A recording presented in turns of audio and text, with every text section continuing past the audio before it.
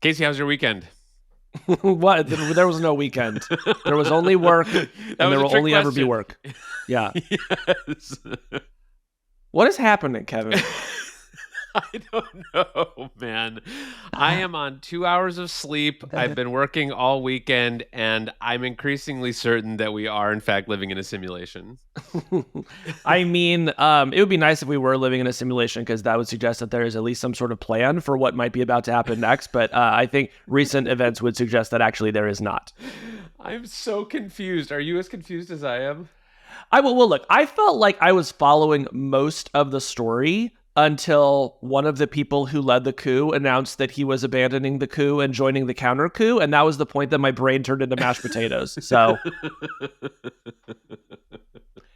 yeah, I had a moment this morning where I woke up and I looked at my phone from my 2 hour nap and I was like, I'm huffing fumes. This can't be real.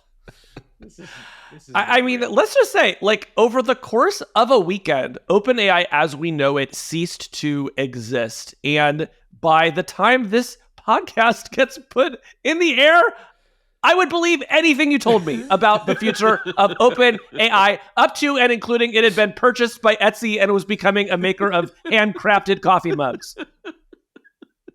Honestly, would not be the strangest thing that's happened this weekend. Not remotely. Wouldn't be in the top 5.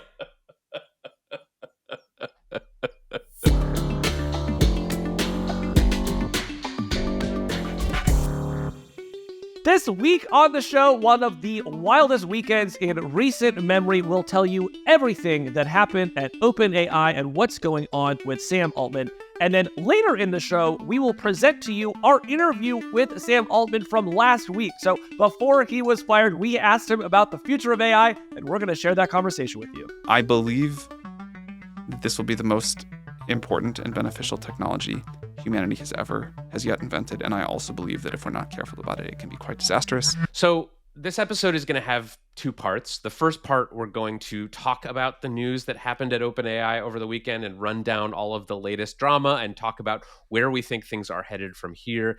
And then we are going to play that Sam Altman interview that we discussed on our last emergency podcast, the one that we conducted last week and plan to run this week, but that has since become sort of fascinating for very different reasons. All right, Casey. So let's just run down what has happened so far, because there's been so much. It's like enough to fill one of those epic Russian novels or something. So on Friday... Yeah, and the good news, by the way, is that the events are all very easy to understand. There's no way you'll mess up while trying to describe what happened over the past 3 days.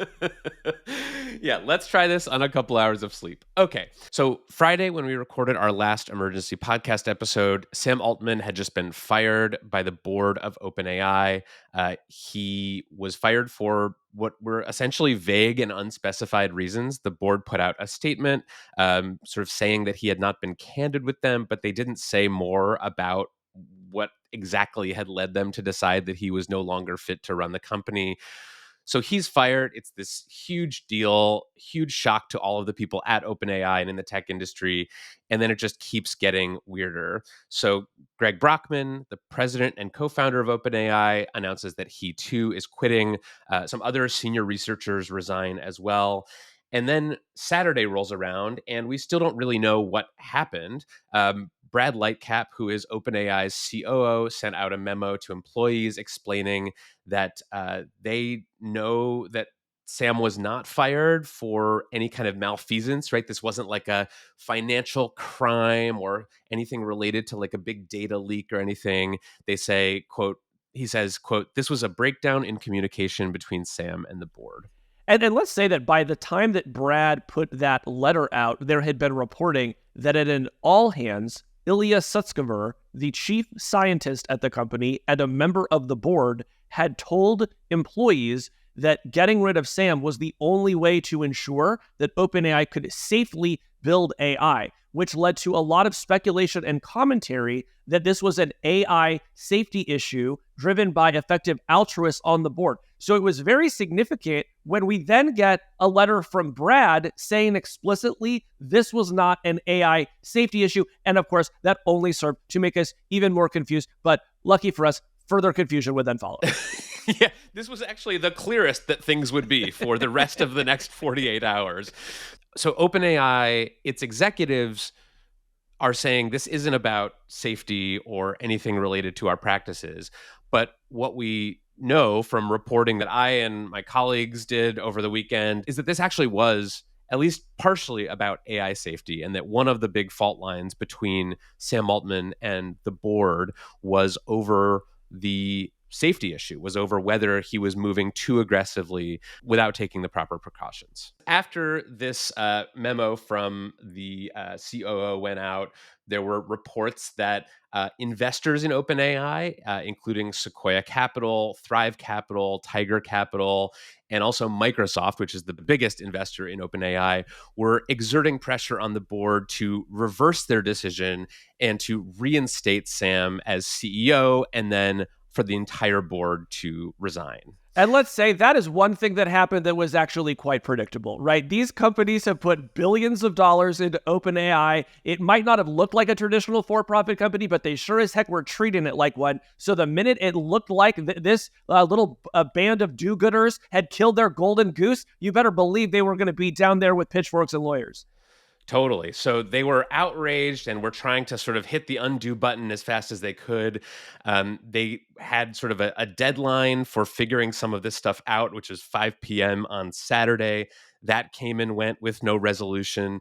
And then Sunday, a bunch of senior OpenAI people, including Sam Altman, who is, by the way, now no longer the CEO of this company officially, gather at the offices of OpenAI in San Francisco to try to work through this all. That's right. There is some reporting that all of a sudden, at least some people on the board are open to the idea of Sam returning, which was one of those moments that was both shocking and not at all surprising. Shocking because they had just gotten rid of him. Not at all surprising because I think by that point it had started to dawn on the world and on OpenAI in particular on what it would mean for Altman to no longer be associated with this company where he had recruited most of the star talent. Totally. And the employees of OpenAI were sort of making their feelings known as well. They did this sort of campaign on X on Saturday where they were posting, heart emojis in sort of quote posts of Sam, sort of indicating that they stood by him and that they would follow him if he decided to leave and start another company or something like that. Yeah, it was something to behold. It was essentially labor action aimed at the board. And what I will say was, in this moment, you realize the degree to which the odds were weirdly stacked against the board. Because on one hand, the board has all of the power when it came to firing Sam. But beyond that, there is still a company to run. There is still technology to build. And so now you had many employees of the company being very public in saying, hey, we do not have your back. We did not sign up for this, and you're in trouble. Yeah. And so on Sunday, there was a moment where it sort of looked like Sam Altman was going to return and sort of, take his spot back as the CEO of this company. He posted a photo of himself in the OpenAI office wearing a guest badge, like one that you would give to a visitor to your office. I will say I have worn that exact badge at OpenAI headquarters before. Yeah, and so he was basically, and the caption on the photo was something like, "This is the first and last time I'll ever wear one of these." So it kind of sounded like he was setting the scene for a return as well. And I would say there was just a feeling among, especially the company's investors, but also a lot of employees and just people who, work in the industry, that like this wasn't going to stand, that there were too many mad employees, that the stakes of kind of blowing this company up over this disagreement were too high. And if there really wasn't a smoking gun, right, if there was really nothing concrete that the board was going to hold up and say, this is why we fired Sam Altman, there was this sense that that just wasn't going to work, that there was no way that the board could actually go through with this firing. Yeah, and I think one way that the employees and the former executives were very effective was in using social media to create this picture of the overwhelming support that was behind them, right? So if you were an observer to this situation, you're only seeing one side of the story, right? Because the board is not out there posting. They haven't issued a statement that lays out any details about what Sam allegedly did. And so instead, you just have a bunch of people saying like, hey, Sam was a great CEO. I love working for the guy. OpenAI is nothing without him. all these posts are getting massively reshared. It's easy to look at that and think, oh yeah, he's probably going to be back in power by the end of the day. Totally. So I did what I was supposed to do, and I pre-wrote a column about why Sam Altman's return to OpenAI was sort of a triumphant conquest of his enemies. Wait, how long was this column? It was like 1,200 words. Can I read it? I want to read it. I want to read your thoughts about why Sam came back to OpenAI. I wrote this column and I was like, "Ooh, this one's gonna be a banger!" And now, of course, it will never be seen by anyone. It's in my trash folder, and I'm gonna see if I can find it anyway. Tear it up and write a new one. So that was the scene as of Sunday afternoon. But then Sunday evening Pacific time, this new deadline, 5 p.m. Pacific time, has been given for some kind of resolution. That also comes and goes, and there is no word from OpenAI's headquarters about what the heck is going on. It sort of feels like there's like a papal conclave, and everyone is waiting for the white smoke to emerge from the chimney. And then we get word that the board of directors of OpenAI has sent a note to employees announcing that Sam Altman will not return as CEO after all, and sort of standing by its decision. They still didn't give a firm reason or a specific reason why they pushed him out, but they said that, quote, put simply, Sam's behavior and lack of transparency in his interactions with the board undermined the board's ability to effectively supervise the company in the manner it was mandated to do. And they announced that they have appointed a new interim CEO. Now, remember, this company already had an interim CEO, Mira Murati, the former chief technology officer of OpenAI, who had been appointed on Friday. She also signaled her support for Sam and Greg, and reporting suggests that she actually tried to have them brought back. And because of that, the board decided to replace her as well. So Mira Murati's reign as the temporary CEO of OpenAI lasted about 48 hours before she was replaced by Emmett Shear, who is the former CEO of Twitch and who was the board's choice to take over on an interim basis. The board found an alternative man, or Altman, to lead the company. So that was already mind-blowing. This happened at night on Sunday, and I thought, well, clearly things cannot get any crazier than this. That's when I went to bed, by the way. I was like, whatever's happening with these people can wait till the morning. And then, of course, I wake up and an additional 4 years worth of news has happened. Yes. So after this announcement about Sam Altman not returning and Emmett Shear being appointed as the interim CEO, there is a full-on staff revolt at OpenAI. The employees are outraged. They start sort of threatening to quit. And then just a couple of hours after this note from the board of directors comes out, Microsoft announces that it is hiring Sam Altman and Greg Brockman to lead an advanced research lab at the company. An advanced research lab, I assume, means that Satya has just given those two a fiefdom and they will be given an unlimited budget to do whatever the heck they want. But of course, because Microsoft owns 49% of OpenAI, at this advanced research unit, Sam and Greg and all their old friends from OpenAI will have access to all of the APIs, everything that they were doing before. They will just get to pick up where they lift off and build everything that they were going to do, but now firmly under the auspices of a for-profit corporation. And by the way, one of the very biggest giants in the world. Yeah, so I think it's worth just pausing a beat on this move because it is truly a wild twist in this saga. So just to explain why this is so crazy. So Microsoft is the biggest investor in OpenAI. They've put $13 billion into the company. They're also sort of highly dependent on OpenAI because they've now built OpenAI's models into a bunch of their products that they are kind of betting the future of Microsoft on in some sense. And this was a big bet for them that over the course of a weekend was threatening to fall apart, right? Sam Altman and Greg Brockman were the leaders of OpenAI. They were the people that Microsoft was most interested in having run the company. Microsoft did not like this new plan to have Emmett Shear take over as CEO. And they said it's sheer madness, Kevin. And so they did kind of the next best thing, which was to poach the leaders of OpenAI, the deposed leaders, and bring them into Microsoft. along with presumably many of their colleagues who will be leaving OpenAI in protest if the board sticks to this decision.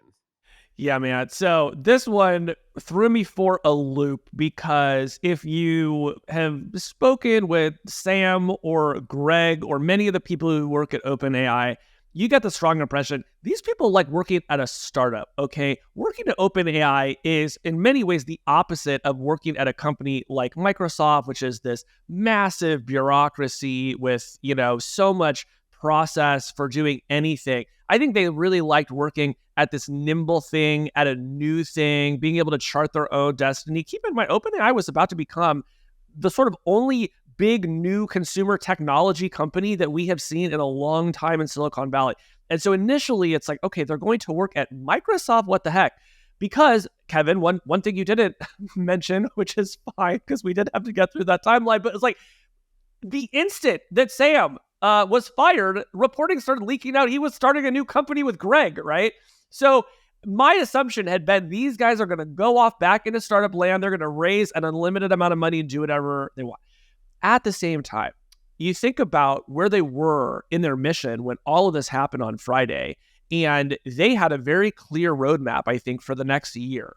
And if they would have to go out, raise money, build a new team, train a large language model, think about how much time it would take them just to get back to where they were before, right? They would probably lose a year, if not more, of development.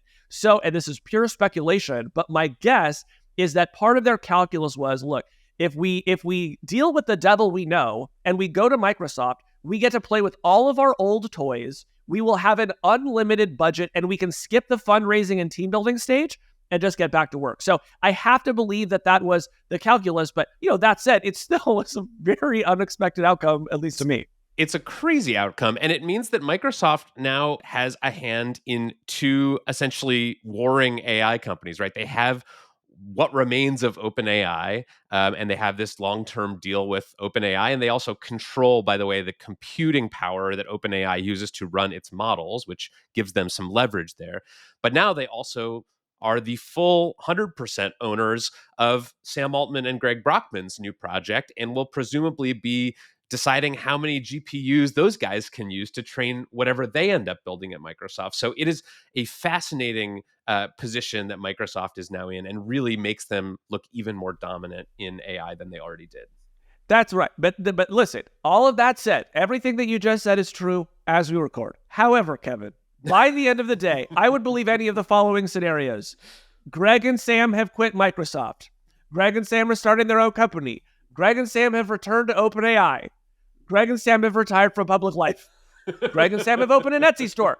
This is all within the realm of possibilities to me, okay? So if we're back doing another one of these emergency pods tomorrow, I just want to say that while I accept that everything that Kevin just said is true, I'm only 5% confident that any of it lasts to the end of the week. Yes, we are still in the zone where anything can happen. In fact, there have been some things that have happened even since the Microsoft announcement. So super early on Monday morning, like 1 a.m. Pacific time, when I was still up, but I guess you were asleep because some of us are built for the grind set.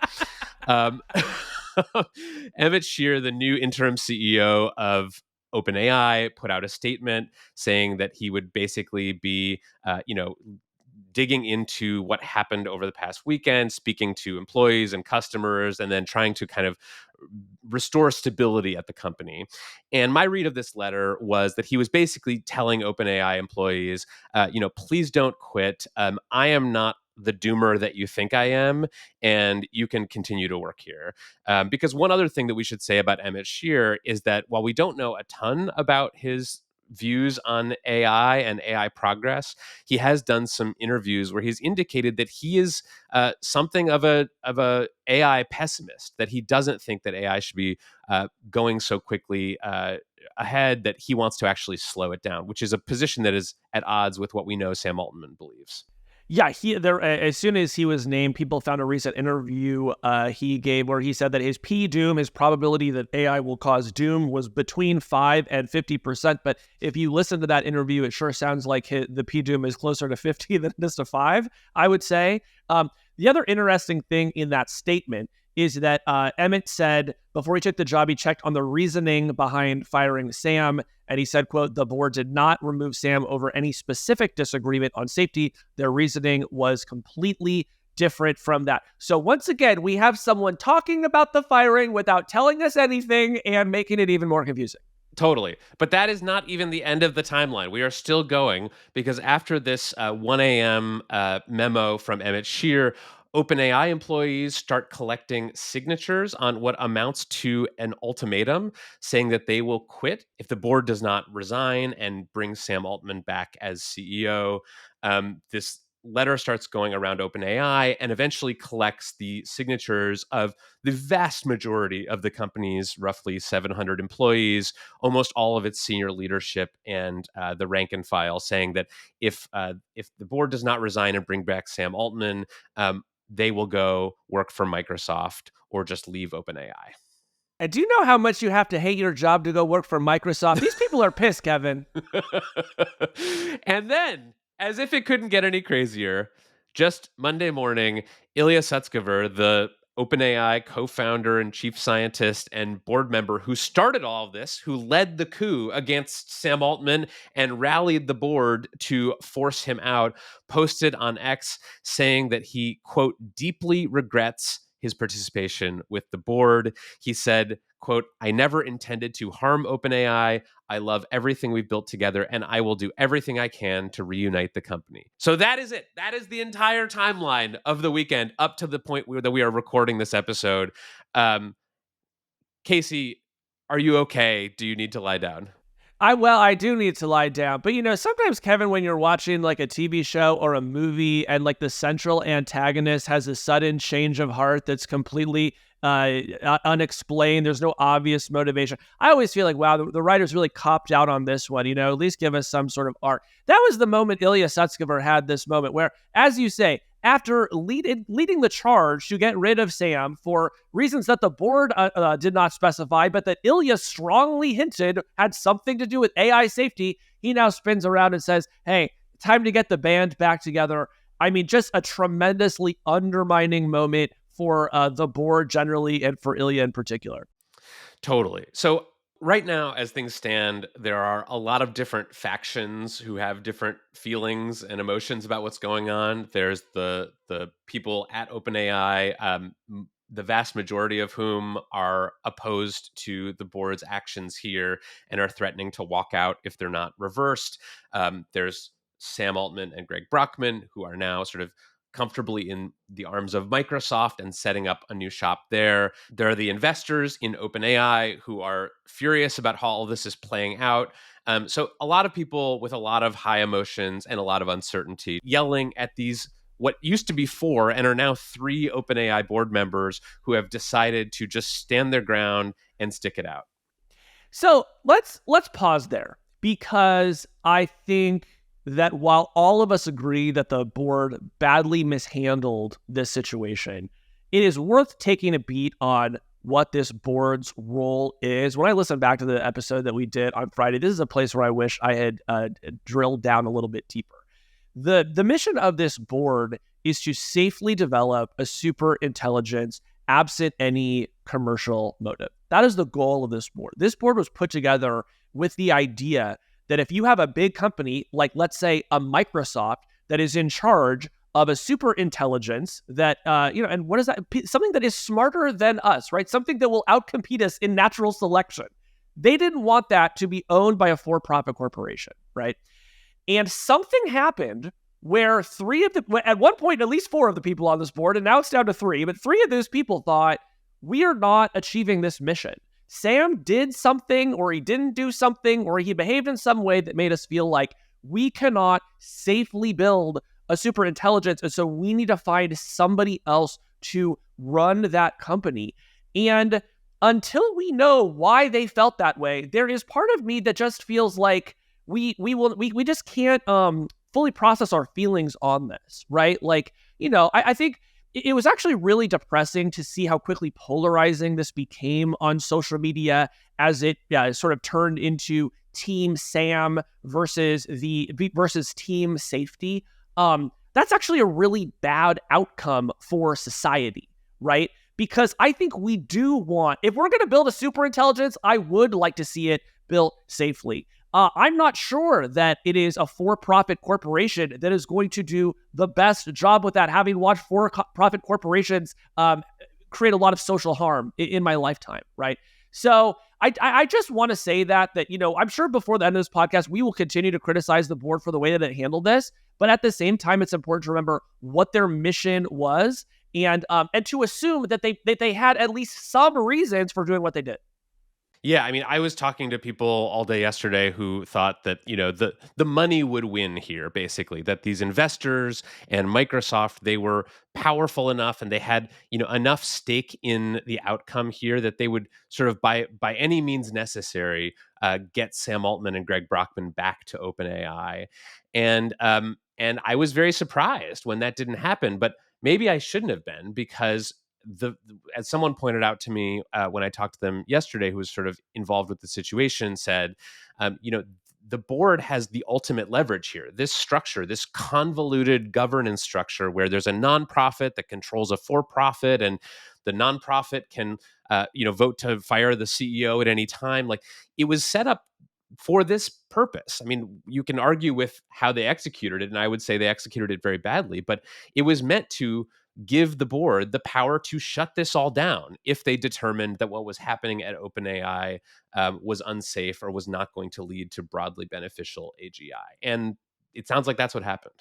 That's right. Another piece that I would point to, my friend Eric Newcomer wrote a good column about this, just pointing out that Sam has had abrupt breaks with folks in the past, right? He had an abrupt break with Y Combinator, where he used to lead the startup incubator. He had an abrupt break with Elon Musk, who co-founded OpenAI with him. He had an abrupt break with the folks who left OpenAI to go start Anthropic for what they described as AI safety reasons, right? So there is a history there that suggests that, and right now a lot of people think that the board is crazy, but these are not the first people to say Sam Altman is not building AI safely.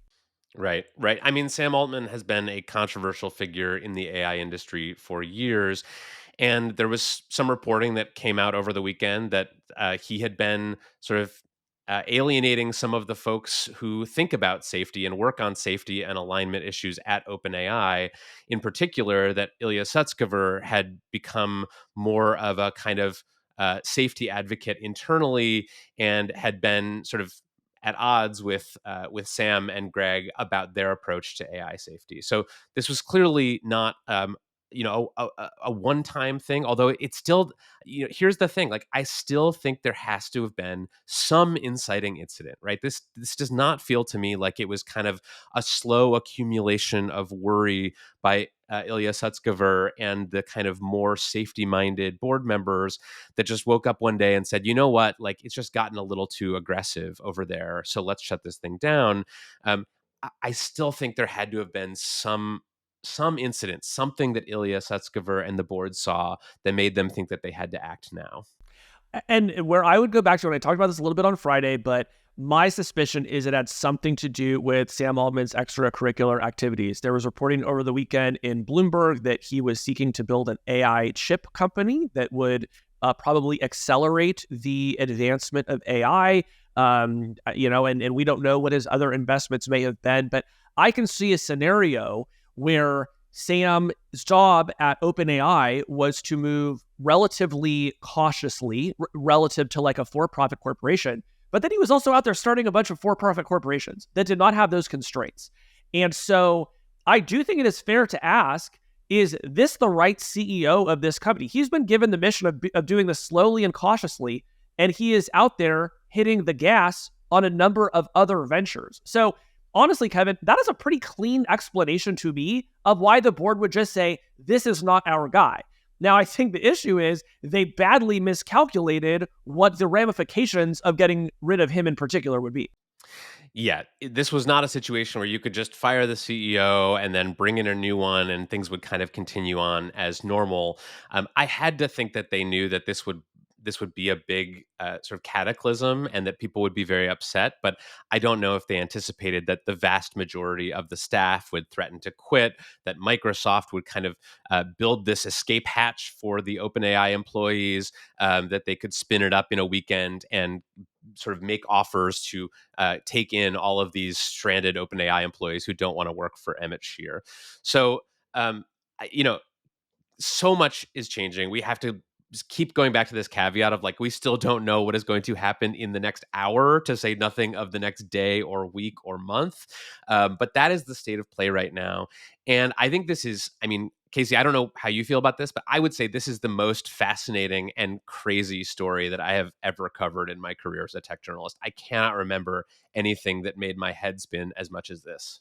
Yeah, certainly in terms of the number of unexplained and unexpected twists, it's hard for me to think of another story that comes close.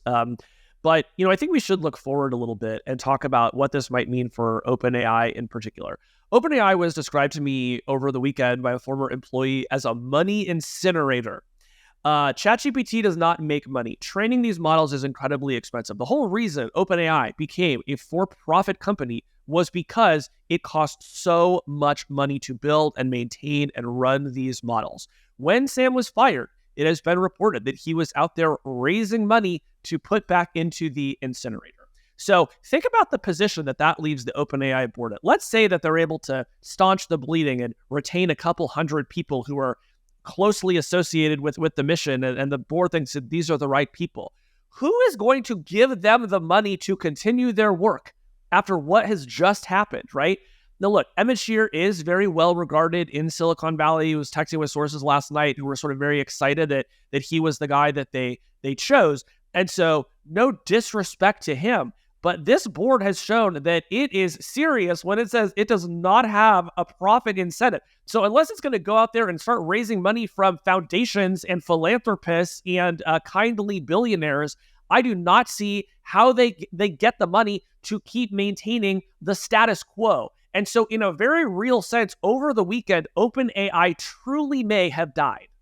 It truly may have. I mean, you're right. Like, we are going to take a bunch of money and incinerate it. And by the way, we're also going to move very slowly and not accelerate AI progress, is not a compelling pitch to investors. And so I don't think that the sort of new OpenAI is going to have a good time when it goes out to raise its next round of funding. Or, by the way, and this is another factor that we haven't talked about, to close this tender offer, this round of secondary investment that was going to give OpenAI employees a chance to cash out some of their shares. That, I would say, is doomed.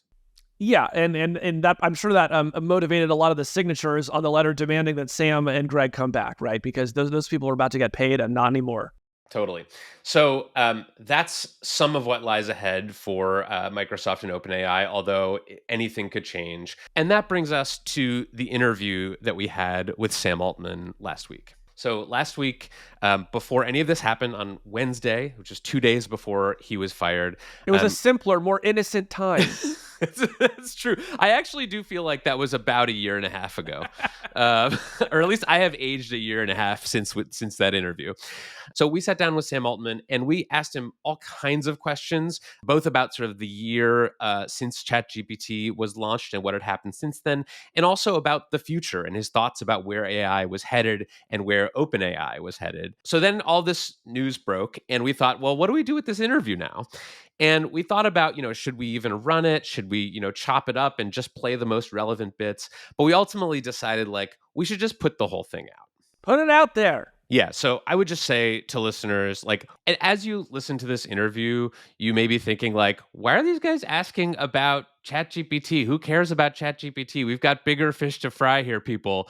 But just keep in mind that when we recorded this, none of this drama had happened yet. The biggest news in Sam Altman's world was that the 1-year anniversary of ChatGPT was coming up, and we wanted to ask him to reflect on that. So just keep in mind, these are questions from Earth 1, and we are now on Earth 2, and just bear that in mind as you listen. But I would say that the issues that we talked about with Sam, some of the things around the acceleration of progress at OpenAI and his view of the future and his optimism about what building powerful AI could do, those are some of the key issues that seem to have motivated this coup by the board.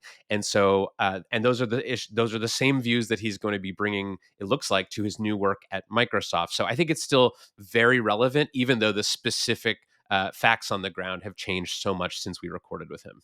So in this interview, you'll hear us talk about existential risk, AI safety. If that's a subject you haven't been paying much attention to, the fear here is that as these systems grow more powerful, and they are already growing exponentially more powerful year by year, at some point, they may become smarter than us. Their goals may disalign from ours. And so for folks who follow this stuff closely, there's a big debate on how seriously we should take that risk.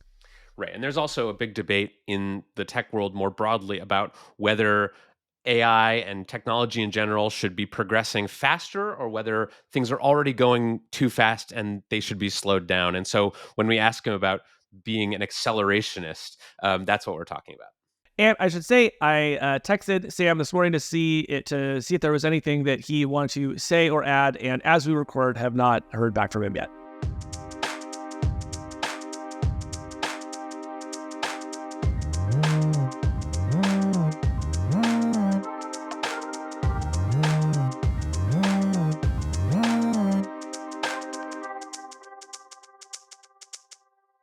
Sam Altman, welcome back to Hard Fork. Thank you. Sam, it has been just about a year since ChatGPT was released, and I wonder if you have been doing some reflecting over the past year and kind of where it has brought us in the development of AI. Frankly, it has been such a busy year. There has not been a ton of time for reflection. Well, that's why we brought you in. We want you to reflect here. Great, I can do it now. I mean, I definitely think this was the year so far. There will be maybe more in the future, but the year so far where the general average tech person went from taking AI not that seriously to taking it pretty seriously. Yeah. And the sort of recompiling of expectations given that. So I think in some sense that's the most significant update of the year. I would imagine that for you, a lot of the past year has been watching the world catch up to things that you have been thinking about for some time. Does it feel that way? Yeah, it does. We kind of always thought on the inside of OpenAI that it was strange that the rest of the world didn't take this more seriously. It wasn't more excited about it. I mean, I think if 5 years ago you had explained what ChatGPT was going to be, I would have thought, wow, that sounds pretty cool. But presumably I could have just looked into it more and I would have smartened myself up. But I think until I actually used it, as is often the case, it was just hard to know what it was. Yeah, I actually think we could have explained it and it wouldn't have made that much of a difference. We tried. Yeah. People are busy with their lives. They don't have a lot of time to sit there and listen to some tech people prognosticate about something that may or may not happen. But you ship a product that people use, get real value out of, and then it's different. Yeah. I remember reading about the early days of the run-up to the launch of ChatGPT, and I think you all have said that you did not expect it to be a hit when it launched. No, we thought it would be a hit. We didn't think it'd be like this. We did it because we thought it was going to be a hit. We didn't think it was going to be this big of a hit. Right. As we're sitting here today, I believe it's the case that you can't actually sign up for ChatGPT Plus right now. Is that right? Correct. Yeah. So what's that all about? We have not enough capacity always, but at some point it gets really bad. So over the last 10 days or so, we have done, we've done everything we can. We've rolled out new optimizations. We've disabled some features, and then people just keep signing up. It keeps getting slower and slower. And there's a limit at some point to what you can do there. And you can't, we just don't want to offer a bad quality of service. And so it gets slow enough that we just say, you know what, until we can make more progress, either with more GPUs or more optimizations, we're going to put this on hold. Not a great place to be in, to be honest, but it's the least of several bad options. Sure. And I feel in the history of tech development, there often is a moment with really popular products where you just have to close signups for a little while, right? The thing that's different about this than others is it's so much more compute intensive than the world is used to for internet services. So you don't usually have to do this. Usually by the time you're at this scale, you've solved your scaling bottlenecks. Yeah. One of the interesting things for me about covering all the AI changes over the past year is that it often feels like journalists and researchers and companies are discovering properties of these systems sort of at the same time altogether. I mean, I remember when we had you and Kevin Scott from Microsoft on the show earlier this year around the Bing relaunch, and you both said something to the effect of, well, to discover what these models are or what they're capable of, you kind of have to put them out into the world and have millions of people using them. Then we saw, all kinds of crazy but also inspiring things. You had Bing Sydney, but you also had people starting to use these things in their lives. So I guess I'm curious what you feel like you have learned about language models and your language model specifically from putting them out into the world. So what we don't want to be surprised by is the capabilities of the model. That would be bad. And we're not. With GPT-4, for example, we took a long time between finishing that model and releasing it. Red teamed it heavily, really studied it, did all of the work internally, externally.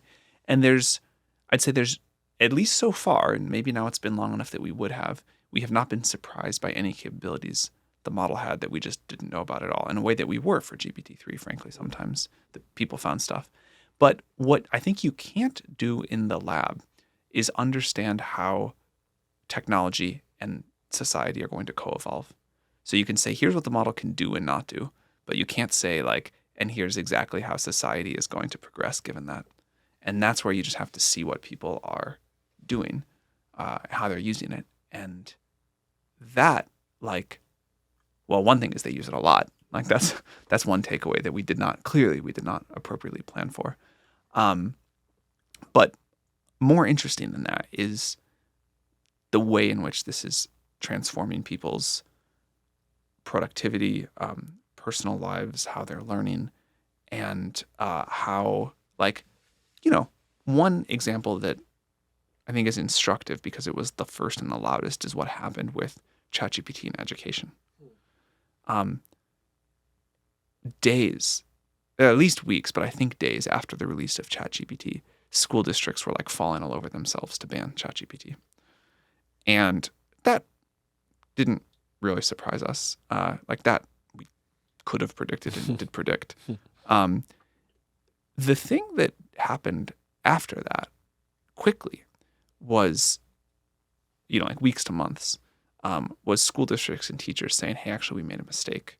And this is really important part of the future of education. And the benefits far outweigh the downside. And not only are we unbanning it, we're encouraging our teachers to make use of it in the classroom. We're encouraging our students to get really good at this tool because it's going to be part of the way people live. And, then there was a big discussion about what the kind of path forward should be. And that is just not something that could have happened without releasing. Yeah. And can I say one more thing? Yeah. Part of the decision that we made with the ChatGPT release, the original plan had been to do the chat interface and GPT-4 together in March. And we really believe in this idea of iterative deployment. And we had realized that the chat interface plus GPT-4 was a lot. I don't think we realized quite how much it was. Too much for society to take So we in. split it. And we put it out with GPT 3.5 first, which we thought was a much weaker model. It turned out to still be powerful enough for a lot of use cases. But I think that, in retrospect, was a really good decision and helped with that process of gradual adaptation for society. Looking back, do you wish that you had done more to sort of, give people some sort of a manual to say, here's how you can use this at school or at work? Two things. One, I wish we had done something intermediate between the release of 3.5 and the API and ChatGPT. Now, I don't know how well that would have worked because I think there was just going to be some moment where it went viral in the mind of society. And I don't know how incremental that could have been. That's sort of a either it goes like this or it doesn't kind of thing. And I think I have reflected on this question a lot. I think the world was going to have that moment. It was better sooner than later. It was good we did it when we did. Maybe we should have tried to push it even a little earlier, but it's a little chancy about when it hits. And I think only a consumer product could have done what happened there. Now, the second thing is, should we have released more of a how-to manual? And I honestly don't know. I think we could have done some things there that would have been helpful, but I really believe that it's not optimal for tech companies to tell people here is how to use this technology and here's how to do whatever. And the organic thing that happened there actually was pretty good. Yeah. I'm curious about the thing that you just said about we thought it was important to get this stuff into folks' hands sooner rather than later. Say more about why that is.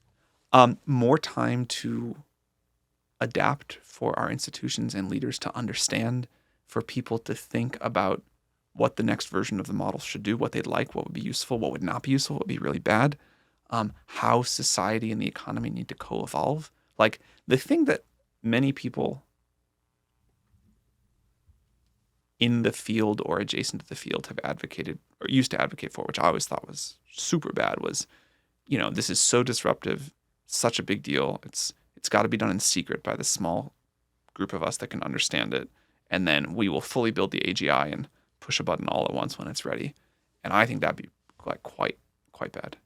Yeah, because it would just be way too much change too fast. Yeah, again, society and technology have to co-evolve, and people have to decide what's going to work for them and not, and how they want to use it. And you can criticize OpenAI about many, many things, but we do try to like really listen to people and adapt it in ways that make it better or more useful. And I think we're able to do that, but we wouldn't get it right without that feedback. Yeah. I want to talk about AGI and the path to AGI later on, but first I want to just define AGI and have you talk about sort of where we are on the continuum. I think it's a ridiculous and meaningless term. Yeah. So I apologize that I keep using it. It's like deep in the muscle memory. I mean, I just never know what people are talking No about. one when else they're does talking about either. it. They mean like really smart AI. Yeah, so it stands for artificial general intelligence, and you could probably ask 100 different AI researchers, and they would give you 100 different definitions of what AGI is.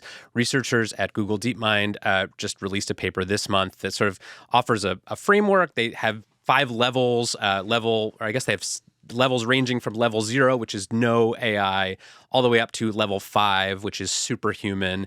And they suggest that currently ChatGPT, Bard, Llama 2 are all at level 1, which is sort of equal to or slightly better than an unskilled human. Would you agree with that? Like, where are we? If you'd say this is a term that means something and you sort of define it that way, how close are we? I think the thing that matters is the curve and the rate of progress. And there's not going to be some milestone that we all agree, like, okay, we've passed it and now it's called AGI.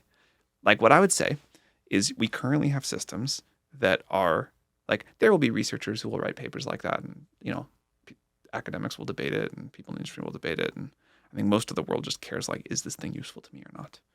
And we currently have systems that are somewhat useful, clearly. Whether we want to say like it's a level 1 or 2, I don't know, but people use it a lot and they really love it. There's huge weaknesses in the current systems, but it doesn't mean that, like, I'm, a little embarrassed by GPTs, but people still like them. And that's good. Like, it's nice to do useful stuff for people. So yeah, call it a level 1. Doesn't bother me at all. I am embarrassed by it. We will make them much better. But at their current state, they're still like delighting people and being useful to people. But I guess this is one of the questions that people ask me the most, and I imagine ask you, is like, what are today's AI systems useful and not useful for doing? I would say the main thing that they're bad at, well, many things, but one that is on my mind a lot is they're bad at reasoning. And a lot of the valuable human things require some degree of complex reasoning. But they're good at a lot of other things. Like GPT-4 is vastly superhuman in terms of its world knowledge. Like, it knows there's a lot of things in there. And it's like very different than how we think about evaluating human intelligence. So it can't do these basic reasoning tasks. On the other hand, it knows more than any human has ever known. On the other hand, again, sometimes it like totally makes stuff up in a way that a human would not. But, if you're using it to be a coder, for example, it can hugely increase your productivity. And there's value there, even though it has all of these other weak points. If you were a student, you can learn a lot more than you could without using this tool in some ways. Value there too. Let's talk about GPTs, which you announced at your recent developer conference. For those who haven't had a chance to use one yet, Sam, what's a GPT? It's like a custom version of ChatGPT that you can get to behave in a certain way. You can give it limited ability to do actions. You can give it knowledge to refer to. You can have it, you can say like, act this way. But it's super easy to make, and it's a first step towards more powerful AI systems and agents. We've had some fun with them on the show. There's a hard fork bot that you can sort of ask about anything that's happened on any episode of the show. It works pretty well, we found when we did some testing. But I want to talk about where this is going. What is the GPTs that you've released a first step toward? AIs that can accomplish useful tasks. Like I think we need to move towards this with great care. I think it would be a bad idea to put turn powerful agents free on the internet. But AIs that can act on your behalf to do something with a company, that can access your data, that can help you be good at a task. I think that's going to be an exciting way we use computers. We have this belief that we're heading towards a vision where there are new interfaces, new user experiences possible because finally the computer can understand you and think. And so the sci-fi vision of a computer that you just tell what you want and it figures out how to do it, this is a step towards that. Right now, I think what's holding a lot of people back in a lot of companies and organizations back in sort of using this kind of AI in their work is that it can be unreliable. It can make up things. It can give wrong answers, which is fine if you're doing creative writing assignments, but not if you're a hospital or a law firm or something else with big stakes. How do we solve this problem of reliability? And do you think we'll ever get to the sort of low fault tolerance that is needed for these really high stakes applications? So first of all, I think this is a great example of people understanding the technology, making smart decisions with it, society and the technology co-evolving together. What you see is that people are using it where appropriate and where it's helpful and not using it where you shouldn't. And for all of the sort of fear that people have had, both users and companies seem to really understand the limitations and are making appropriate decisions about where to roll it out. The kind of controllability, reliability, whatever you want to call it, that is going to get much better. I think we'll see a big step forward there over the coming years. And I think that there will be a time, I don't know if it's 2026, 2028, 2030, whatever, but there will be a time where we just don't talk about this anymore. Yeah. It seems to me, though, that is something that becomes very important to get right in the as you build these more powerful GPTs, right? Once I tell, I would love to have a GPT be my assistant, go through my emails, hey, don't forget to respond to this before the end of the day. The reliability's got to be way up before that happens. Yeah. That makes sense. You mentioned as we started to talk about GPTs that you have to do this carefully. For folks who haven't spent as much time reading about this, explain what are some things that could go wrong. You guys are obviously going to be very careful with this. Other people are going to build GPT-like things, might not put the same kind of controls in place. So what can you imagine other people's doing that you as the CEO would say to your folks, hey, it's not going to be able to do that? Well, that example that you just gave, if you let it act as your assistant and go send emails, do financial transfers for you, it's very easy to imagine how that could go wrong. But I think most people who would use this don't want that to happen on their behalf either. And so there's more resilience to this sort of stuff than people think. I think that's right. I mean, for what it's worth, on the hallucination thing, which it does feel like has maybe been the longest conversation that we've had about ChatGPT in general since it launched, I just always think about Wikipedia as a resource I use all the time. And I don't want Wikipedia to be wrong, but 100% of the time, it doesn't matter if it does. ChatGPT for me is the same, right? It's hey, it's great and just kind of bar trivia. Hey, what's the history of this conflict in the world? Yeah, I mean, we want to get that a lot better, and we will. The next model will just hallucinate much less. Is there an optimal level of hallucination in an AI model? Because I've heard researchers say, well, you actually don't want it to never hallucinate because that would mean making it not creative. That new ideas come from making stuff up. That's not necessarily tethered to. This is why I tend to use the word controllability and not reliability. You want it to be reliable when you want. You want it to either you instruct it or it just knows based off of the context that you are asking a factual query and you want the 100% black and white answer. But you also want it to know when you want it to hallucinate or you want it to make stuff up. As you just said, like new discovery happens because you come up with new ideas, most of which are wrong, and you discard those and keep the good ones and sort of add those to your understanding of reality. Or if you're telling a creative story, you want that. So if these models didn't hallucinate at all ever, they wouldn't be so exciting. They wouldn't do a lot of the things that they can do. But you only want them to do that when you want them to do that. And so like that, the way I think about it is like model capability, personalization, and controllability. And those are like the three axes we have to push on. And controllability means no hallucinations when you don't want, lots of it when you're trying to invent something new. Let's maybe start moving into some of the debates that we've been having about AI over the past year. And I actually want to start with something that I haven't heard as much, but that I do bump into when I use your products, which is like they can be quite restrictive in how you use them. I think mostly for great reasons, right? Like I think you guys have learned a lot of lessons from the past era of tech development. At the same time, I feel like I've tried to ask ChatGPT a question about sexual health. I feel like it's going to call the police on me, right? So I'm just curious how you've approached that subject. Look, one thing, no one wants to be scolded by a computer ever. Yes. Like that is not a good feeling. Yeah. And so you should never feel like you're going to have the police called. It's more like horrible. We have started very conservative, which I think is a defensible choice. Yeah. Other people may have made a different one. But again, that principle of controllability, what we'd like to get to is a world where if you want some of the guardrails relaxed a lot, and that's like, you're not like a child or something, then fine, we'll relax the guardrails. It should be up to you. But I think starting super conservative here, although annoying, is a defensible decision, and I wouldn't have gone back and made it differently. We have relaxed it already. We will relax it much more, but we want to do it in a way where it's user-controlled. Yeah. Are there certain red lines you won't cross, things that you will never let your models be used for, other than things that are like obviously illegal or dangerous?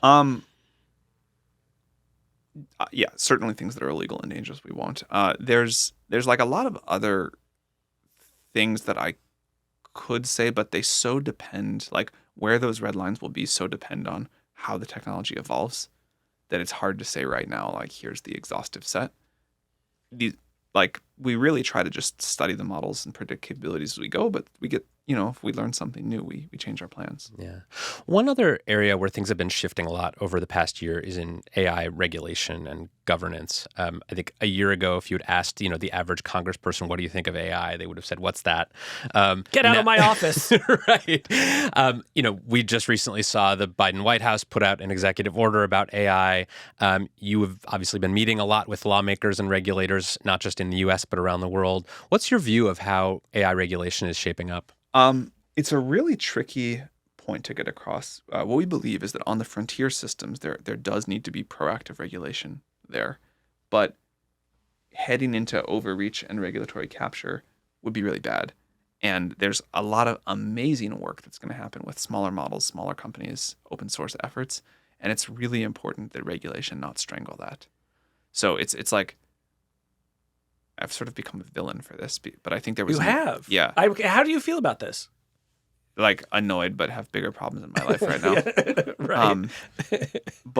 But this message of like regulate the really capable models that can have significant consequences, but leave the rest of the industry alone it's a hard message to get across. Here is an argument that was made to me by a high-ranking executive at a major tech company as some of this debate was playing out. This person said to me that there is essentially no harms that these models can have that the internet itself doesn't enable, right?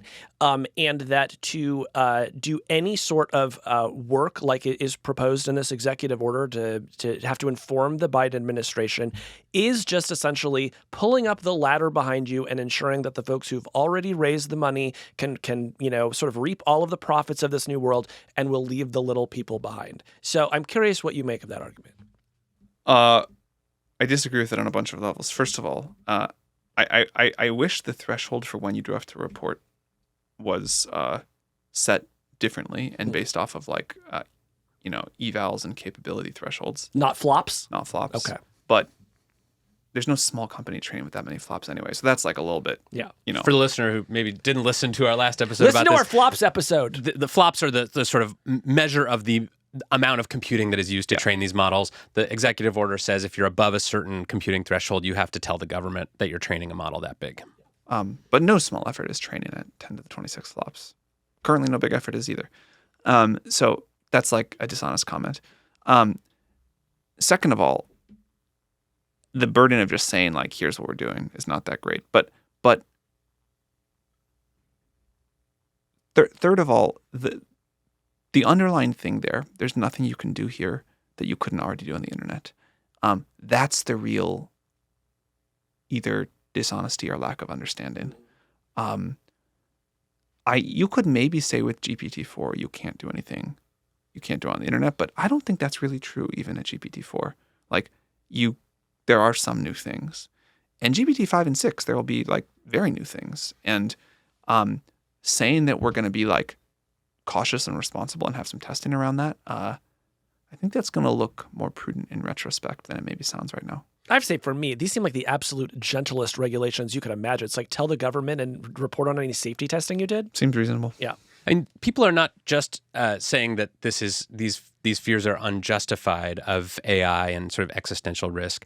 Some people, some of the more vocal critics of OpenAI, have said that that OpenAI, that you are specifically lying about the risks of human extinction from AI, creating fear so that regulators will come in and make laws or give executive orders that prevent smaller competitors from being able to compete with you. Andrew Ng, who's I think one of your professors at Stanford, recently said something to this effect. What's your response to that? I'm curious if you have thoughts about that. Yeah, like I actually don't think we're all going to go extinct. I think it's going to be great. I think we're like heading towards the best world ever. But when we deal with a dangerous technology as a society, we often say that we have to confront and successfully navigate the risks to get to enjoy the benefits.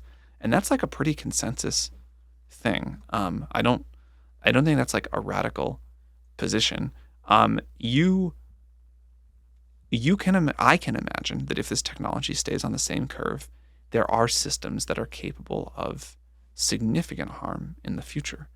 And, like Andrew also said not that long ago that he thought it was like totally irresponsible to talk about AGI because it was just never happening. And I think he compared it to worrying about overpopulation on Mars. And I think now he might say something different. Yeah. So like humans are very bad at having intuition for exponentials. Again, I think it's going to be great. Like I wouldn't work on this if I didn't think it was going to be great. People love it already, and I think they're going to love it a lot more. But that doesn't mean we don't need to be responsible and accountable and thoughtful about what the downsides could be. And in fact, I think the tech industry often has only talked about the good and not the bad. And that doesn't go well either.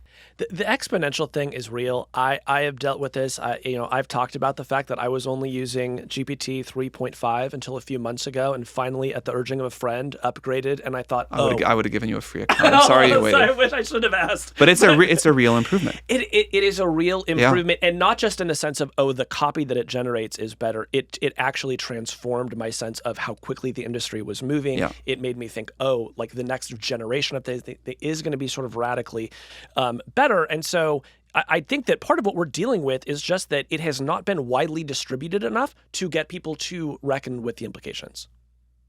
I disagree with that. I mean, I think that maybe the tech experts say this is not a big deal, whatever. Like most of the world is like, who has used even the free version is like, oh man, they got real AI. Yeah. Yeah, and you went around the world this year talking to people in a lot of different countries. I'd be curious to what extent that informed what you just said. Significantly. Yeah. I mean, I had a little bit of a sample bias, right? Because the people that wanted to meet me were probably like pretty excited, but you do get a sense, and there's like quite a lot of excitement, maybe more excitement in the rest of the world than the U.S. Sam, I want to ask you about something else that people are not happy about when it comes to these language and image models, which is this issue of copyright. I think a lot of people view what OpenAI and other companies did, which is sort of hoovering up work from across the internet, using it to train these models that can, in some cases, output things that are similar to the work of living authors or writers or artists. And they just think like this is the original sin of the AI industry, and we are never going to forgive them for doing this.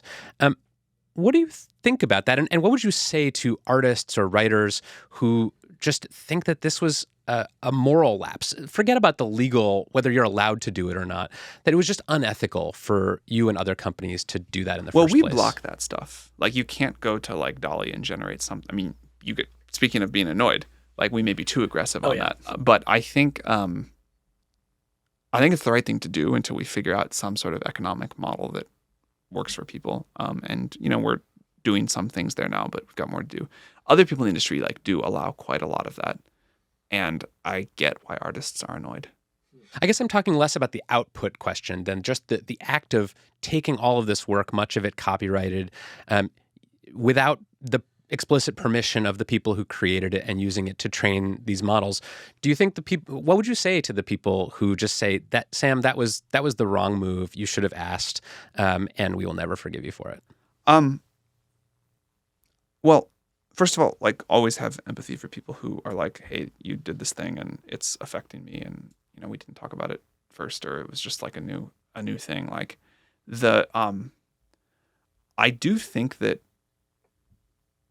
in the same way humans can read the internet and learn, AI should be allowed to read the internet and learn. Shouldn't be regurgitating, shouldn't be, violating any copyright laws. But if we're really going to say that like AI doesn't get to read the internet and learn, and if you read a physics textbook and learn how to do a physics calculation, not every time you do that in the rest of your life, like you got to like figure out how to like, that seems like not a good solution to me. But on individuals' private work, we try not to train on that stuff. We really don't want to be here upsetting people. Again, I think other people in the industry have taken different approaches, and we've also done some things that I think now that we understand more, we will do differently in the future. Like what? Like what we do differently? We want to figure out new economic models so that, say, if you're an artist, we don't just totally block you. We don't just not train on your data, which a lot of artists also say, no, I want this in here. I want like whatever. But we have a way to like help share revenue with you. GPTs are maybe going to be an interesting first example of this, because people will be able to put private data in there and say, hey, use this version, and there could be a revenue share around it. Well, I had one question about the future that kind of came out of what we were talking about before the break, which is, and it's so big, but I truly need to hear your thoughts on this, which is, what is the future of the internet as ChatGPT rises? And the reason I ask is I now have a hotkey on my computer that I type when I want to know something, and it just accesses ChatGPT directly through software called Raycast. And because of this, I am using Google search, not nearly as much. I am visiting websites, not nearly as much. That has implications for all the publishers and for, frankly, just the model itself, because presumably if the economics change, there will be fewer web pages created. There's less data for ChatGPT to access. So I'm just curious what you have thought about the internet in a world where your product succeeds in the way you want it to.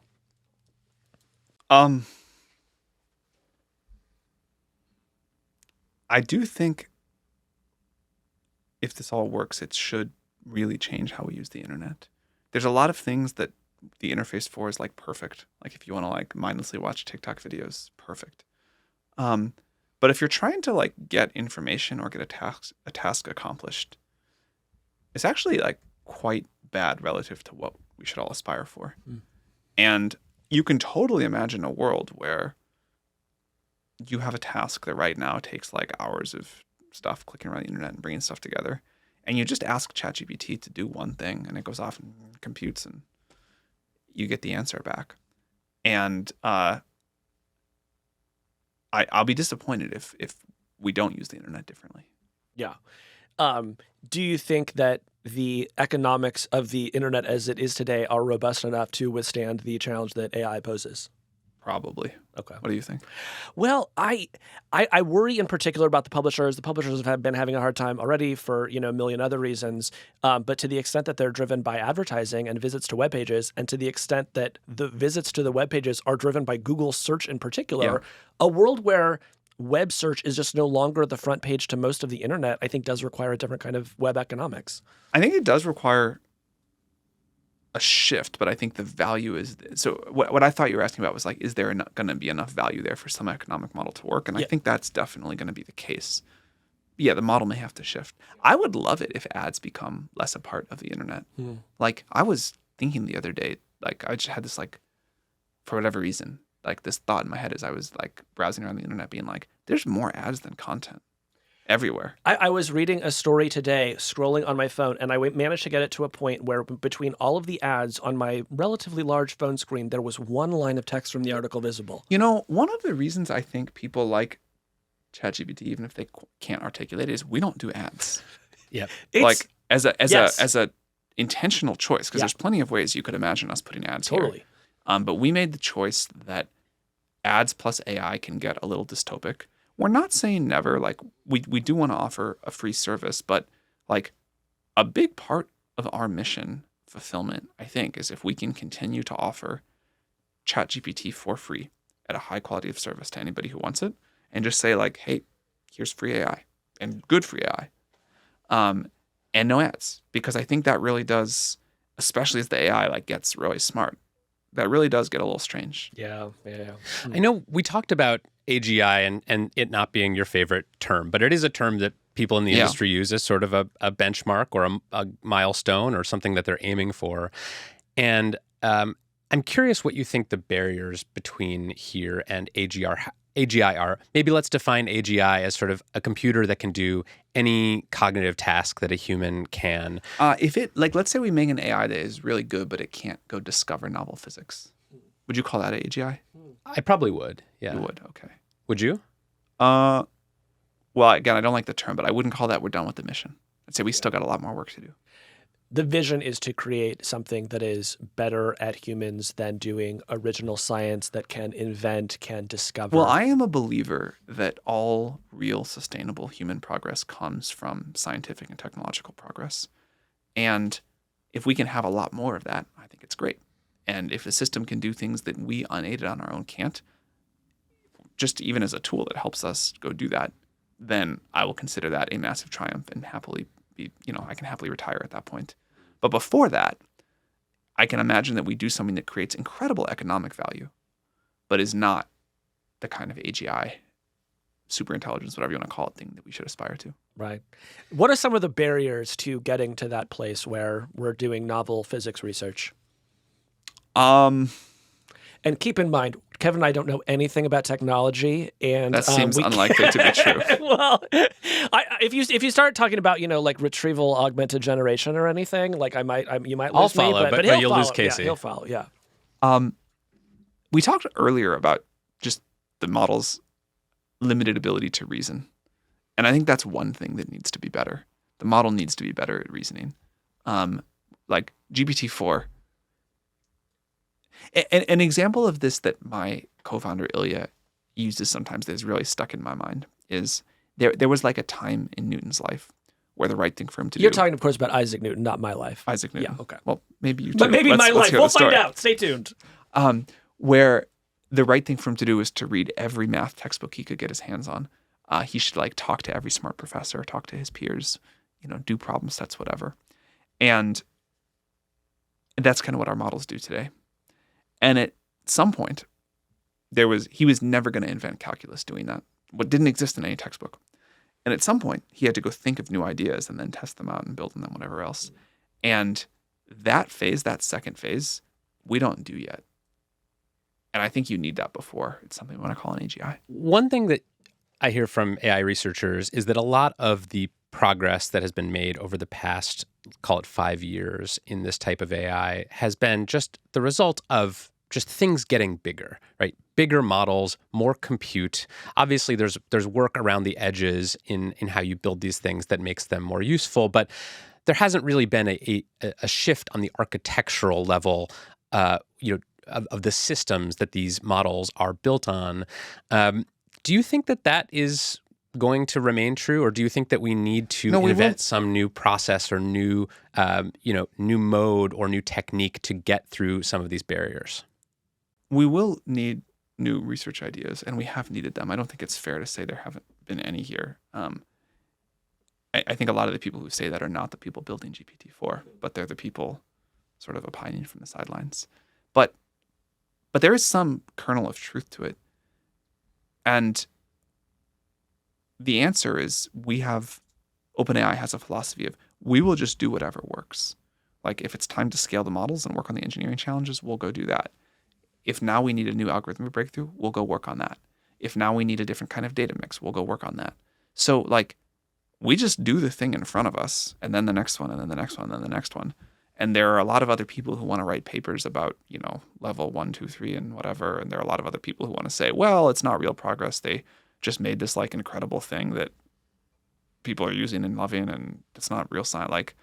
But our belief is like, we will just do whatever we can to usefully drive the progress forward, and we're kind of open-minded about how we do that. What is super alignment? You all just recently announced that you are devoting a lot of resources and time and computing power to super alignment, and I don't know what it is. So can you help me understand? It's alignment that comes with sour cream and guacamole. There you San go. Francisco taco shop. That's a very San Francisco specific joke, but it's pretty good. I'm sorry. Go ahead, Sam. Can I leave it at that? I don't really want to follow. I mean, that was such a good answer. No. It's so alignment is how you sort of get these models to behave in accordance with the human who's using them, what they want. And super alignment is how you do that for super capable systems. So we know how to align GPT-4 pretty well, but like better than people thought we were going to be able to do. There's this like, when we put out GPT-2 and 3, people are like, it's irresponsible research because this is always going to just like spew toxic shit. You're never going to get it. And it actually turns out like we're able to align GPT-4 reasonably well, maybe too well. Yeah, good luck getting it to talk about sex is my official comment about GPT-4. But that's, in some sense, that's an alignment failure because it's not doing what you wanted there. Yeah. But now we have that. Now we have like the social part of the problem. We can technically do it. Right.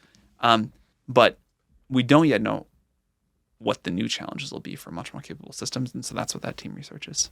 So like what kinds of questions are they investigating, or what research are they doing? Because I confess I lose my grounding in reality when you start talking about super capable systems and the problems that can emerge with them. Is this sort of a theoretical future forecasting team? Well, they try to do work that is useful today, but for the theoretical systems of the future. So they'll have their first result coming out, I think, pretty soon.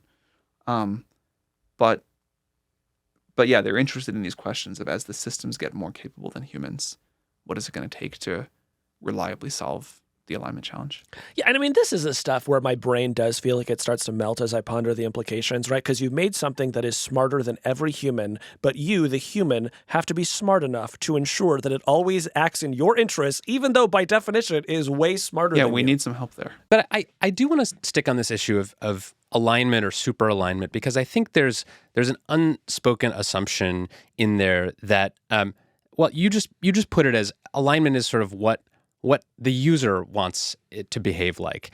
And obviously there are a lot of users with good intentions. No, it has to be like what society and the user can intersect on. There are going to have to be some rules here. Yeah. And I guess where do you derive those rules? Because, if you're Anthropic, you use, the UN Declaration of Human Rights and the Apple Terms of Service, and that becomes the two most important documents in rights governance. Mm-hmm. If you're not just going to borrow someone else's rules, how do you decide which values these things should align themselves to? So we're doing this thing. We've been doing this thing. We've been doing these like democratic input governance grants, where we're giving different research teams money to go off and study different proposals. And there's some very interesting ideas in there about how to kind of fairly decide that. The naive approach to this that I have always been interested in, maybe we'll try at some point, is what if you had hundreds of millions of ChatGPT users spend an hour, a few hours a year answering questions about what they thought the default settings should be, what the wide bounds should be. Eventually, you need more than just ChatGPT users. You need the whole world represented in some way, because even if you're not using it, you're still impacted by it. But to start, what if you literally just had ChatGPT chat with its users? I think it's very important. It would be very important in this case to let the users make final decisions, of course, but you could imagine it saying like, hey, you answered this question this way. Here's how this would impact other users in a way you might not have thought of. If you want to stick with your answer, that's totally up to you, but are you sure given this new data? And then you could imagine like GPT-5 or whatever just learning that collective preference set. And I think that's interesting to consider. I want Better to than the Apple terms of service, let's say. I want to ask you about this feeling. Kevin and I call it AI vertigo. I don't. Is this a widespread term that No, people I think use? you It's just sort of invented us. So there is this moment when you contemplate even just kind of the medium AI future. You start to think about what it might mean for the job market, your own job, your daily life, for society. And there is this kind of dizziness that I find sets in. This year I actually had a nightmare about AGI. And then I sort of asked around, and I feel like people who work on this stuff, like that's not uncommon. I wonder for you if you have had these moments of AI vertigo, if you continue to have them, or is there at some point where you think about it long enough that you feel like you get your legs underneath you? I used to have, there were some, you can like point to these moments, but there were some like very strange, like extreme vertigo moments. Mm-hmm. Particularly around the launch of GPT-3. But you do get your legs under you. Yeah. And I think the future will somehow be less different than we think. Like it's this amazing thing to say, right? Like we invent AGI and it matters less than we think. It doesn't sound like a sentence that parses. And yet it's what I expect to happen. Why is that? There's like a lot of inertia in society, and humans are remarkably adaptable to any amount of change. One question I get a lot that I imagine you do too is from people who want to know what they can do. You mentioned adaptation as being necessary on the societal level.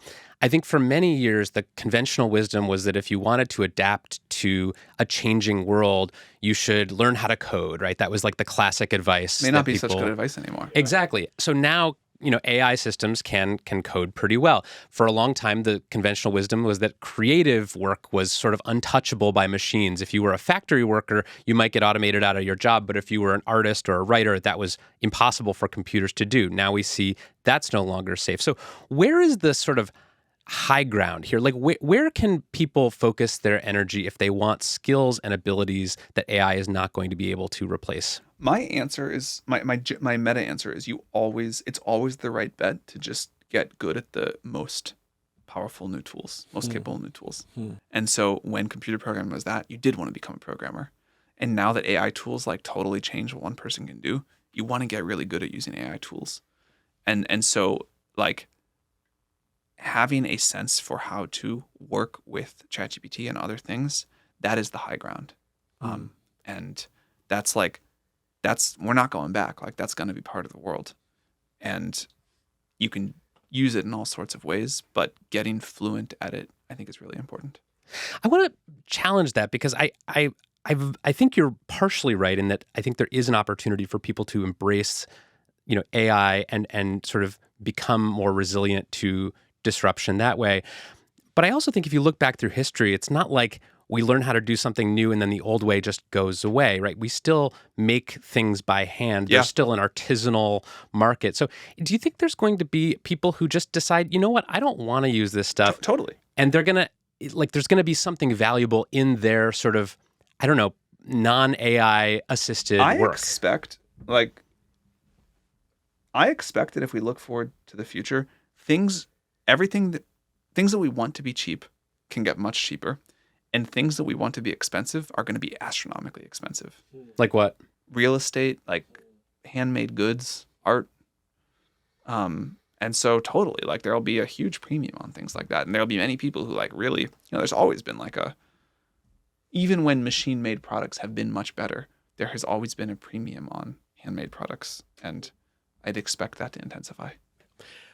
This is also a bit of a curveball. Very curious to get your thoughts. Where do you come down on the idea of AI romances? Are these net good for society? Or do I we don't not know want yet? one You personally. don't want one. Okay. But it's clear that there's a huge demand for this, right? Huge. Yeah. Like, I think that, I mean, you know, Replica is building these. They seem like they're doing very well. I would be shocked if this is not a multi-billion-dollar company, right? Someone will make a That's what I'm saying. multi-billion-dollar Yeah, company. somebody will. Yeah. For sure. Yeah. Do you, like, I just personally think we're going to have a big culture war. Like, I think Fox News is going to be doing segments about the generation lost to AI girlfriends and boyfriends, like, at some point within the next few years. But at the same time, you look at all the data on loneliness, and it seems like, well, if we can give people companions that make them happy during the day, it could be a net good thing. It's complicated. Yeah. You All know, right. I have misgivings, but this is not a place where I think I get to like impose what I think is good on other people. Totally. But okay. But it sounds like this is not at the top of your product roadmap, is building the boyfriend API. No. All right. You recently posted on X that you expect AI to be capable of superhuman persuasion well before it is superhuman at general intelligence, which may lead to some very strange outcomes. Can you expand on that? Like, what are some things that AI might become very good at persuading us to do, and what are some of those strange outcomes you're worried about? The thing I was thinking about at that moment was the upcoming election. You know, there's a huge focus on the U.S. 2024 election. There's a huge focus on deepfakes and the impact of AI there. And I think that's reasonable to worry about, good to worry about. But we already have some societal antibodies towards people seeing like doctored photos or whatever. And yeah, they're going to get more compelling. It's going to be more, but we kind of know that those are there. There's a lot of discussion about that. There's almost no discussion about what are like the new things AI can do to influence an election, AI tools can do to influence an election. And one of those is to like carefully, you know, one-on-one persuade individual people. Tailored messages. Tailored messages. Yeah. That's like a new thing that the content farms couldn't quite do. Right. And that's not AGI, but that could still be pretty harmful. I think so, yeah.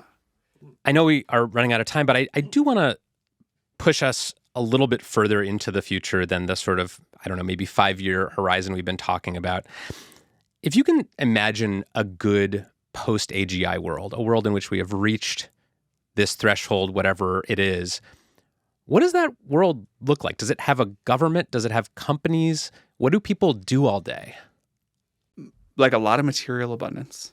People continue to be very busy, but the way we define work always moves. Like our jobs would not have seemed like real jobs to people several hundred years ago, right? This would have seemed like incredibly silly entertainment. It's important to me. It's important to you. And hopefully it has some value to other people as well. There will be, and the jobs of the future I hope they seem even sillier to us, but I hope the people get even more fulfillment, and I hope society gets even more fulfillment out of them. But everybody can have a really great quality of life, like to a degree that I think we probably just can't imagine now. Well, of course, we'll still have governments. Of course, people will still squabble over whatever they squabble over. Less different in all of these ways than someone would think, and then like unbelievably different in terms of what you can get a computer to do for you. One fun thing about becoming a very prominent person in the tech industry, as you are, is that people have all kinds of theories about you. One fun one that I heard the other day is that you have a secret Twitter account where you are way less measured and careful. I don't anymore. I did for a while. I decided I just couldn't keep up with the OPSEC. It's so hard to lead a double life. What was your secret Twitter account? Obviously, I can't. I had a good alt. A lot of people have good alts, but Your name is literally Sam Altman. I mean, Yeah. it would have been weird if you didn't have one. But I think I just got, too well known or something to be doing that. Yeah. Well, and the sort of theory that I heard attached to this was that you are secretly an accelerationist, a person who wants AI to go as fast as possible, and that all this careful diplomacy that you're doing and asking for regulation, this is really just the sort of polite face that you put on for society. But deep down, you just think we should go all gas, no brakes toward the future. No, I certainly don't think all gas, no brakes to the future, but I do think we should go to the future. And that probably is what differentiates me than like most of the AI companies. Is I think AI is good. Like, I don't secretly hate what I do all day. I think it's going to be awesome. Like, I want to see this get built. I want people to benefit from this. So all gas, no brake, certainly not. And I don't even think like most people who say it mean it, but I am a believer that this is a tremendously beneficial technology and that we have got to find a way safely and responsibly to get it into the hands of the people, to confront the risk so that we get to enjoy the huge rewards. And like, maybe relative to the prior of most people who work on AI, that does make me an accelerationist. But compared to those like accelerationist people, I'm clearly not them. So, I'm like somewhere. I think you like want the CEO of this company to be somewhere, somewhere in the middle, adjacent. which I think I am. You're gas and brakes. I believe that this will be the most important and beneficial technology humanity has yet invented. And I also believe that if we're not careful about it, it can be quite disastrous. And so we have to navigate it carefully. Yeah. Sam, thanks so much for coming on Hard Fork. Thank you, guys.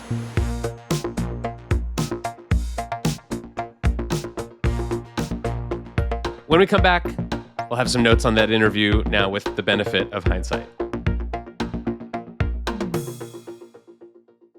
So, Casey, now with 5 days of hindsight on this interview, and after everything that has transpired between the time that we originally recorded it and now, are there any things that Sam said that stuck out to you as being particularly relevant to understanding this conflict?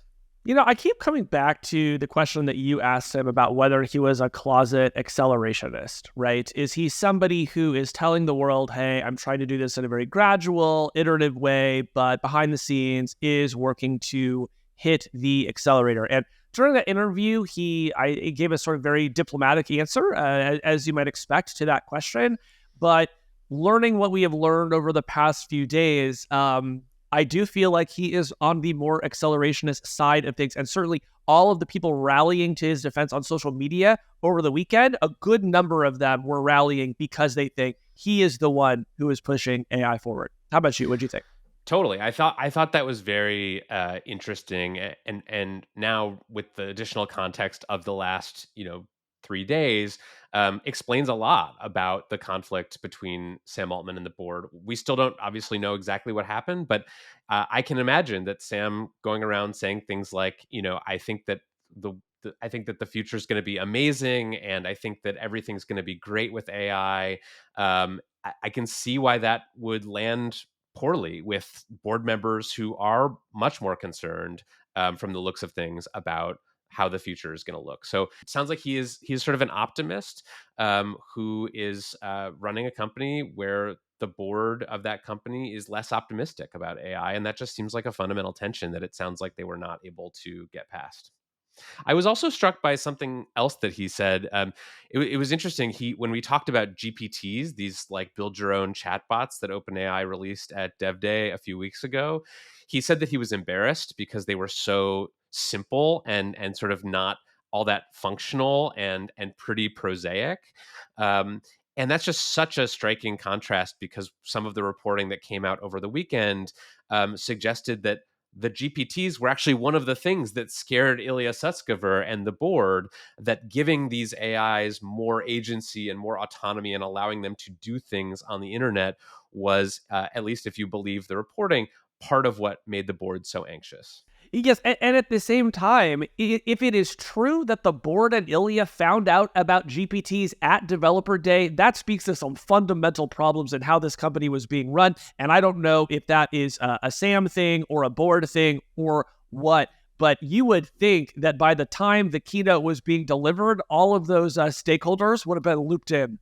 Totally. And I guess my other reflection on that interview is that it just sounded like Sam had no idea that any of this was brewing. This did not sound like someone who was trying to carefully walk the line between, being optimistic and being, scared of existential risk. This did not sound like someone who thought that he was on thin ice with his board. This sounded like someone who was very confidently charging ahead, with his vision for the future of AI. I really hope we are not doing more emergency podcasts on this. Could the news just give us a little break for a minute? Well, if I were you, Kevin, I would clear your Tuesday morning. Oh, God. Happy Thanksgiving. Happy Thanksgiving.